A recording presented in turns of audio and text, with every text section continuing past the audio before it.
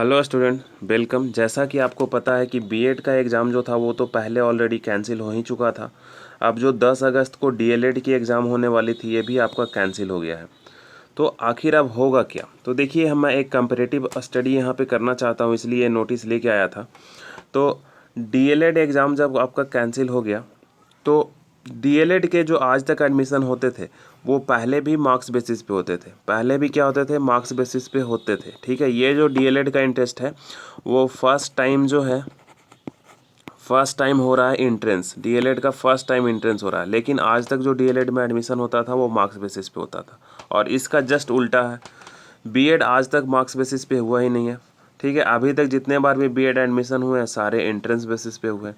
तो दोनों में अब ये दोनों में क्या अपॉर्चुनिटी बन सकती है? तो ये डीएलएड एग्ज़ाम जो है वो हमारे हिसाब से मार्क्स बेसिस पे ही इसमें एडमिशन करा लिया जाएगा, क्योंकि ये पहले भी हो चुका है। तो डीएलएड में मोस्ट प्रॉब्ली ये चांस है कि डीएलएड और बीएड दोनों में अब मार्क्स बेसिस पे ही एडमिशन हो, क्योंकि अब गवर्नमेंट के पास ये ऑप्शन नहीं बचा है कि एग्ज़ाम कराए। क्योंकि जिस तरह से बिहार में अभी कोरोना का पेशेंट बढ़ रहे हैं, आप देख रहे होंगे कि लगभग 1800-2000 के आसपास मरीज़ आ रहे हैं, कल भी उतना ही आए थे।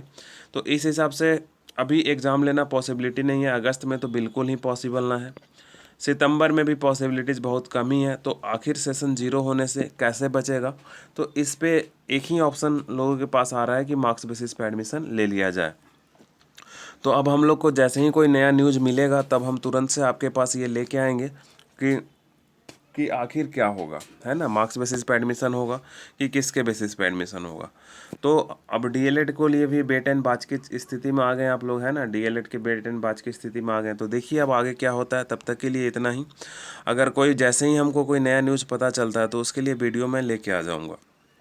अब दूसरा ऑप्शन आपके मन में ये आ रहा होगा कि अगर डीएलएड में मार्क्स बेसिस पे एडमिशन होता है, तो डीएलएड में अगर दोस्तों मार्क्स बेसिस पे एडमिशन होता है तो मैं तो डीएलएड में अगर मार्क्स बेसिस पे होता है, जो लोग डीएलएड भर चुके होंगे, तो डीएलएड में अगर मार्क्स बेसिस पे एडमिशन होता है तो क्या होगा? तो इसमें कुछ नहीं करना, आपका मैट्रिक का मार्क्स लेगा और प्लस इंटर का मार्क्स लेगा और इसको 2 से डिवाइड दे देगा। आज तक यही होते आया है, इसमें कुछ नहीं है। मैट्रिक का परसेंटेज और इंटर का परसेंटेज, ये दोनों परसेंटेज को 2 से आप डिवाइड दे दीजिएगा तो आपका ओवरऑल मार्क्स क्या हो जाएगा पता चल जाएगा।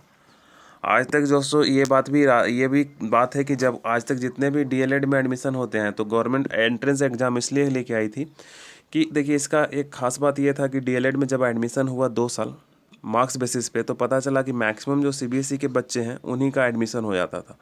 क्योंकि सीबीएसई में जो भी मार्क्स बच्चे लेके आते थे वो 80%, 90%, 90 एबव लेके आते थे, और बिहार बोर्ड में 70 अप्रॉक्सी मार्क्स मैक्सिमम बच्चों का रहता है।